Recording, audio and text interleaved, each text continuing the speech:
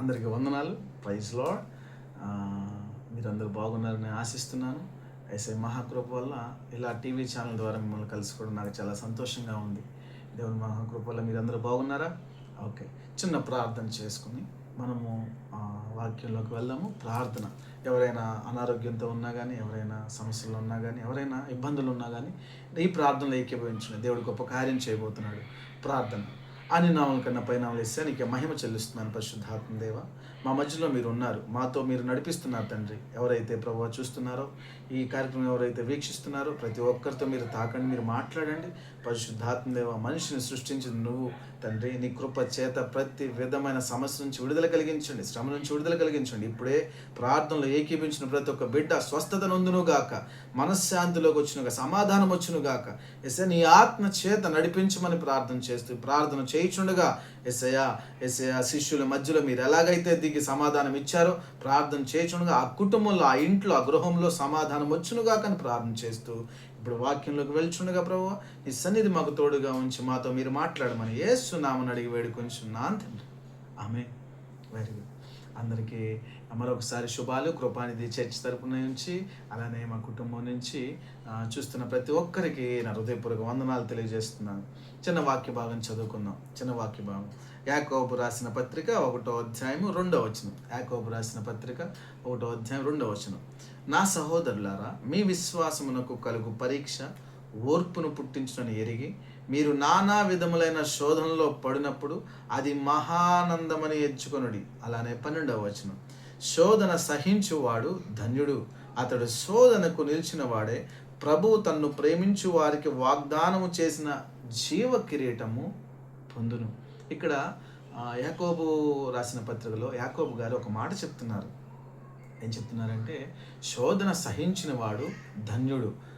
అంత మాత్రమే కాకుండా మహానందం అనే మాట వాడాడు. అంత మాత్రమే కాకుండా సహించిన వాడు జీవ కిరీటాన్ని పొందుతాను కూడా. ప్రతి మనిషికి ఏది ఇష్టం అంటే ప్రశాంతంగా ఉండాలి, చాలా డబ్బులు వచ్చేయాలి, చాలా మేమందరం నవ్వుతూ ఉండాలి, మాకంతా కలిసి రావాలి అన్న ఆలోచనలోనే ఉంటారు, అన్న మైండ్ సెట్లోనే ఉంటారు. అయితే యాకోబు గారు అలా చెప్పట్లా. ఏం చెప్తున్నారంటే, శోధన సహించిన వాడు ధన్యుడు.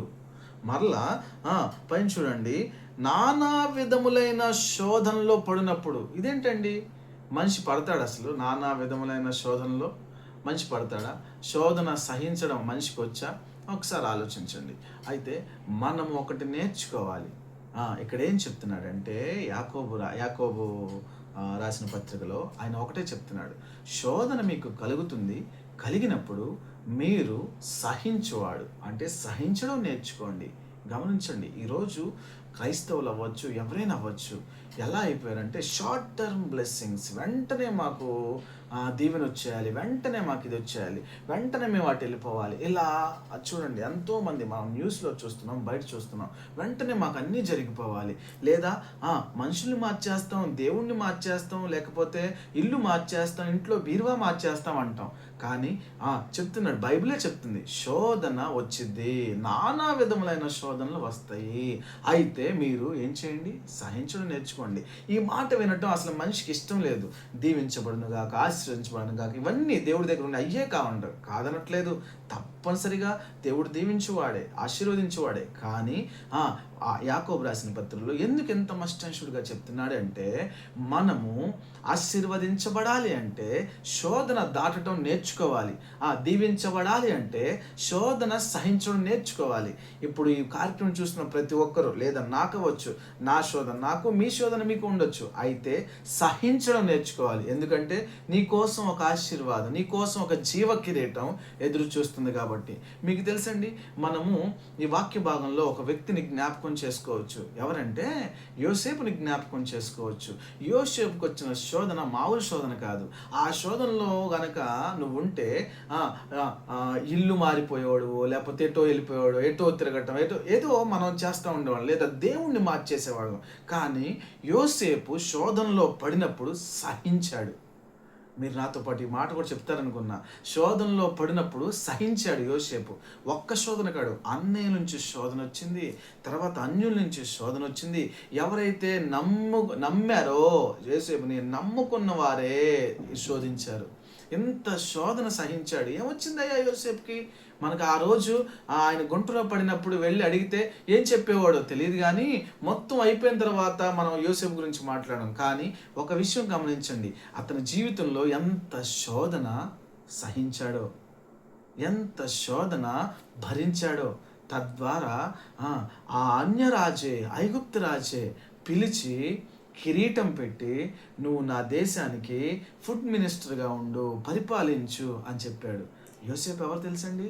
ఈ వాక్యాన్ని పాటించిన వాడు, శోధన సహించిన వాడికి యేసయ్య అయితే చెప్పాడు జీవ కిరీటం ఉందని.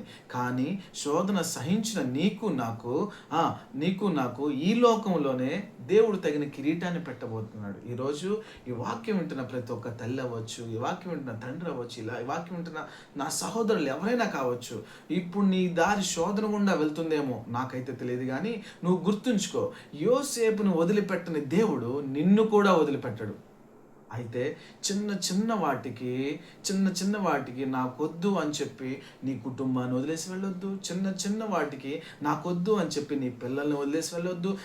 చిన్న వాటికి ఈ జీవితం నాకొద్దు అని చెప్పి ఈ జీవితాన్ని వదిలేసి ఆత్మహత్య చేసుకోవద్దు. సహించడం నేర్చుకోండి. శోధన సహించువాడు ధన్యుడు.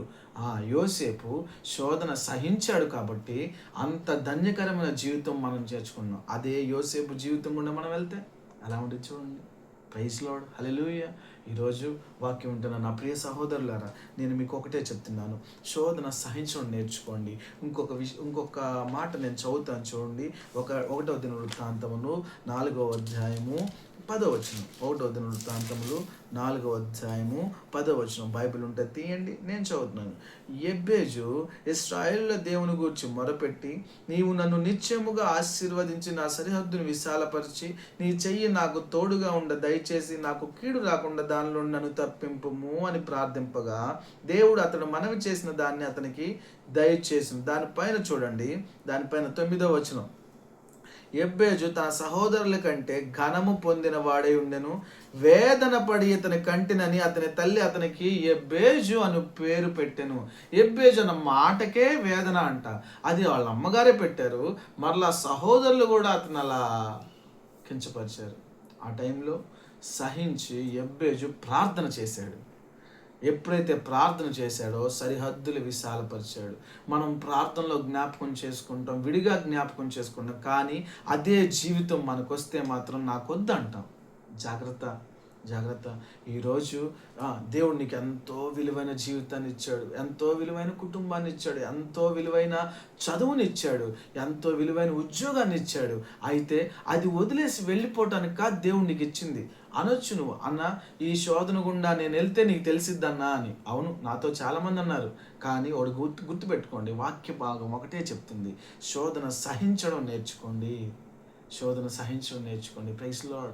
అందరికన్నా మనకి ఒకరు ఎవరంటే యేసు ప్రభువుని, ఈ లోక రక్షకుడిని జన్మించిన తల్లి మరియమ్మ గారు. గమనించండి, ఆమెకు వచ్చిన శోధన నాకు తెలిసి ఏ కన్యకి, ఏ స్త్రీకి వచ్చుండదు. అంత శోధన గుండా వెళ్ళింది, కానీ సహించింది. లోక రక్షకుణ్ణి నీకు నాకు ఇచ్చింది. ఈరోజు వాక్యం వింటున్న ప్రియ సహోదరి, నీతో నేను ఒకటే చెప్పాలనుకుంటున్నాను. మన మనసులో కావచ్చు, మన హృదయంలో కావచ్చు, ఎన్నో ఆవేదనలు, ఎన్నో తలంపులు, ఎన్నో ఆలోచనలు నడుస్తూ ఉండొచ్చు. కానీ నువ్వు సహించడం నేర్చుకోవాలి. నేను ఒక తమ్ముడు గురించి నేను విన్నాను. ఏంటంటే ఆ కుటుంబంలో ఆ తమ్ముడు తప్ప ఎవరు దేవుని నమ్ముకోలే. ఆ తమ్ముడే చర్చికి వచ్చేవాడు. అయితే ఆ తమ్ముడు ఇంటర్మీడియట్ అయిపోయి డిగ్రీ అయిపోయి MBA కూడా అయిపోయింది. అయితే అతనికి జాబ్ రాకపోతే వాళ్ళ కుటుంబంలో వాళ్ళ నాన్నగారు వాళ్ళందరూ నిందించడం మొదలుపెట్టారు. నువ్వు చదువుకున్నావు కదా, నువ్వెందుకు జాబ్ చేయట్లేదు, చర్చికి వెళ్తున్నావుగా, మీ దేవుడు ఎందుకు చేయట్లేదు, ఇవి చెప్తా వస్తున్నారు. అప్పుడు అనుకున్నాడు, ఏంటి నాకు ఈ శోధన, దేవుని దగ్గరికి వెళ్తున్నానని చెప్పి చర్చి మానేద్దామా అని చెప్పాను. కానీ తమ్ముడు చర్చి మానేలా. అయితే ఒకటి చేశాడు. ఏం చేశాడంటే, తమ్ముడు ఆ ఇంట్లో ఆ మాటలు పడుచుండగానే అలా శోధన గుండా వెళ్తున్నానే ఇంకా చర్చి మానేద్దామా, ఇంకెందుకు భక్తి ఆపేద్దామా, ఇంకెందుకు ప్రార్థన ఆపేద్దామా అని చెప్పి తలంపులు వస్తున్నాయి, కానీ అలా ఆపల.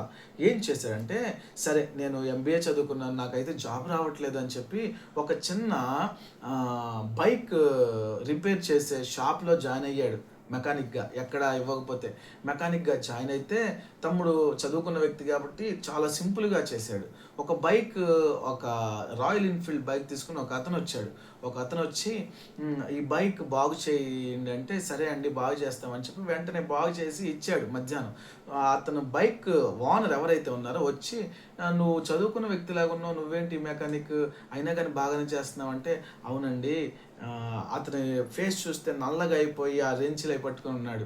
అయితే అవునండి నేను ఎంబీఏ చదువుకున్నానండి అని చెప్పి యజమానుడికి, ఆ బైక్ ఓనర్కి చెప్పాడు. ఎంబీఏ చదువుకున్నావా? అయ్యో మరి ఇక్కడ ఎందుకు చేస్తున్నాను? సరైన అవకాశం లేదండి, అందుకని నేను ఇక్కడ చేస్తున్నాను అని చెప్పి జవాబిచ్చాడు. జవాబిస్తే ఆ వ్యక్తి, ఆ రాయల్ ఎన్ఫీల్డ్ వేసుకొచ్చిన ఆ వ్యక్తి, ఒక కంపెనీ ఉంది ఆయనకి, ఒక చిన్న కంపెనీ ఉంటే, ఎంబీఏ చదువుకున్నావు కదా ఇక్కడ చేస్తాం ఎందుకు, నేను పలానా చోట రా అని చెప్పి విజిటింగ్ కార్డు ఇచ్చాడు. విజిటింగ్ కార్డు ఇస్తే అతను పలానా చోటకి వెళ్ళి ఆ జాబ్లో జాయిన్ అయ్యి మంచి శాలరీ సంపాదించుకుంటూ ఉన్నాడు. నేను ఇప్పుడు ఒక ప్రశ్న మిమ్మల్ని వెయ్యాలనుకుంటున్నాను. ఆ తమ్ముడు ఇంట్లో అంతగా వదులుతుందని భక్తి వదిలిపెట్టలా, ఆ ఇంట్లో అంతగా అంటున్నారని చెప్పి తన విశ్వాస జీవితం వదిలిపెట్టలా, ప్రయత్నించాడు, సహించాడు, తద్వారా దేవుడు కార్యాలు చేశాడు. ఈరోజు మనం ఏమైపోతున్నాం తెలుసా? సోమర్తనంగా అయిపోతున్నాం. ఈజీ బ్లెస్సింగ్ కావాలి, షార్ట్ టర్మ్ గోల్స్ నేను రీచ్ అవ్వాలి, షార్ట్ టర్మ్ వెళ్ళిపోవాలి. No, never. దేవుడు అలా ఎప్పుడు చేయడు. దేవుడు నిన్ను నేర్పించే తీసుకెళ్తాడు. Praise Lord, hallelujah. అయితే యాకోబు చెప్తున్నాడు, మీకు శోధనలో పడినప్పుడు మహాదానం పొందుడి, శోధన సహించువాడు ధన్యుడు.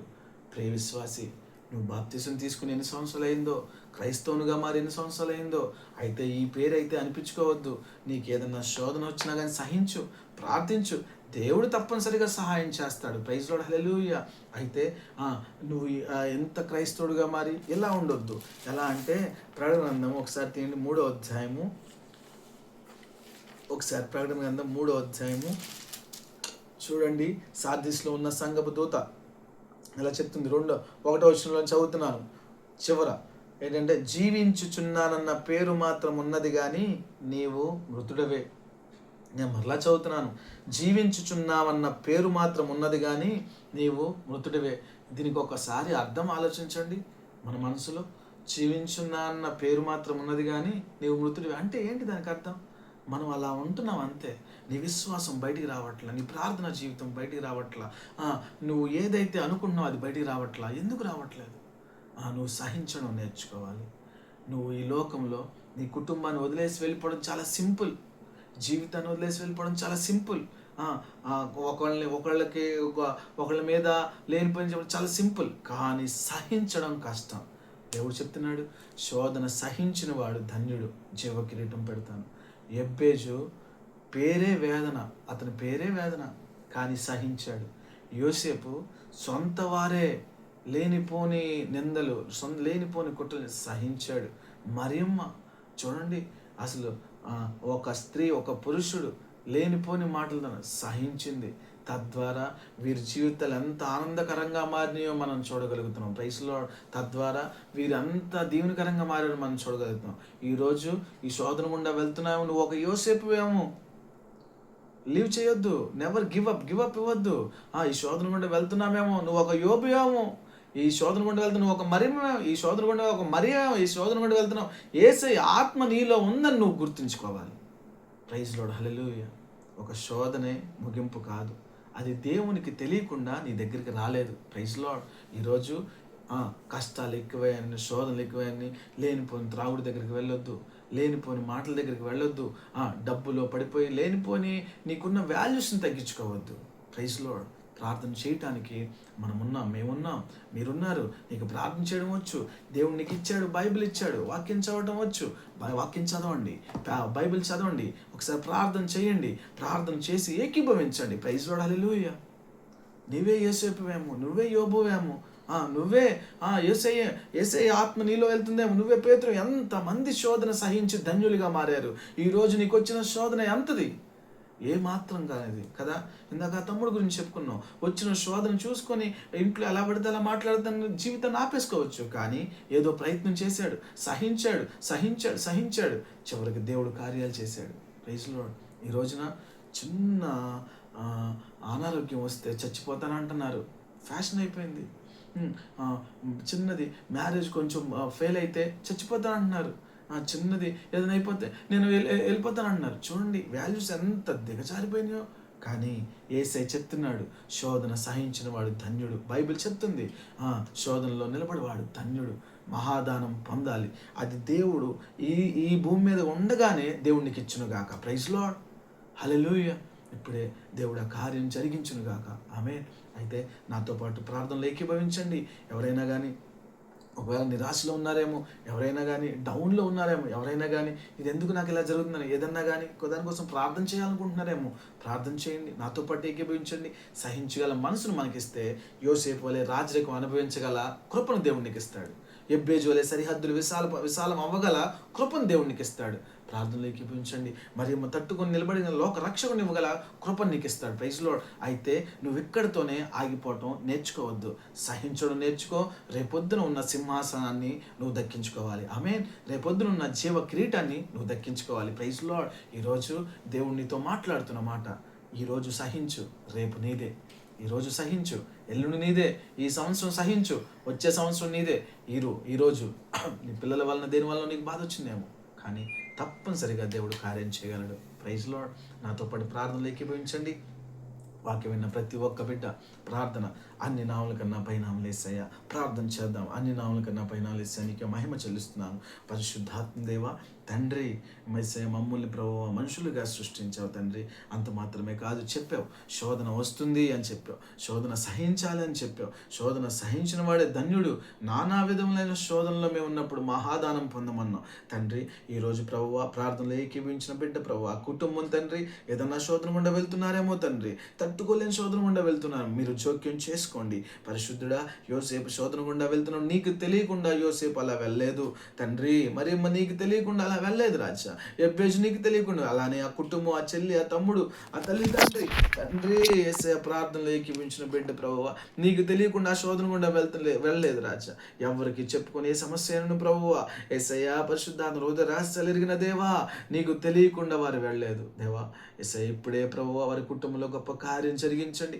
మార్గాలు తెరవండి. నీ ఆత్మ చేత నడిపించమని ప్రార్థన చేస్తున్నాను తండ్రి. యోసేపుకు ఒక రాజరికం ఇచ్చావు, ఎబ్బేజుకి సరిహద్దులు విశాలపరిచావు. మరి మగ ప్రభువా ఎంతో ఘనతను కీర్తినిచ్చావు తండ్రి. యేసయ్య ఈరోజు ప్రార్థన ఏకీభవించిన బిడ్డ ప్రభువా శోధన తర్వాత ఉన్న మేలుకరమైన జీవితం అనుభవించును గాక. శోధన తర్వాత ఉన్న ప్రభువా ఒక విశాలకరమైన జీవితం అనుభవించిన, ఒక ఘనతను అనుభవించును గాక. యేసయ్య పరిశుద్ధాత్మ ఇప్పుడే అది తెరవబడును గాక అని ప్రార్థన చేస్తున్నాను రాజా. యేసయ్య పరిశుద్ధాత్మ నా వల్ల అయితే కాదు కానీ కేవలం నీ కృప చేత జరిగించి ముందుకు తీసుకువెళ్ళమని ప్రార్థన చేస్తూ, శోధన సహించగల కృపను అనుగ్రహించమని ప్రార్థన చేస్తూ, ఆ దీవెన ప్రభువా యేసయ్య పొందుగల కృపనివ్వమని యేసు నామమున అడిగి వేడుకొంచున్నాను తండ్రి. ఆమేన్. ఆమేన్. Very good. అయితే యేసయ్య కృప వల్ల నేను మీకు చెప్తుంది ఒకటే,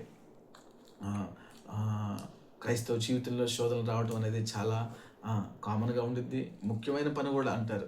అయితే ఈ శోధన తర్వాత ఉన్న దీవెనకరమైన జీవితం, ఆనందకరమైన జీవితం నేను పొందుకోవాలి. Praise Lord. అలానే గమనించండి, మీరు ప్రార్థన అవసరతలకి ఫోన్ చేయాలంటే 8142757276 ఈ నెంబర్కి మీరు ఫోన్ చేయొచ్చు. మీరు ఎప్పుడన్నా మా సంఘానికి రావాలంటే తెనాలి చంద్రావూరు తోట మసీదు ఎదురుగా కృపానిధి చర్చ్ ప్రతి ఆదివారం 10:30 నుంచి 12:30 వరకు ఆరాధన జరుగుతుంది. తప్పనిసరిగా మీ కుటుంబంతో పాల్గొండి. తప్పనిసరిగా రండి. దేవుడు మిమ్మల్ని దీవించునుగాక. ఆమేన్. వందనాలండి.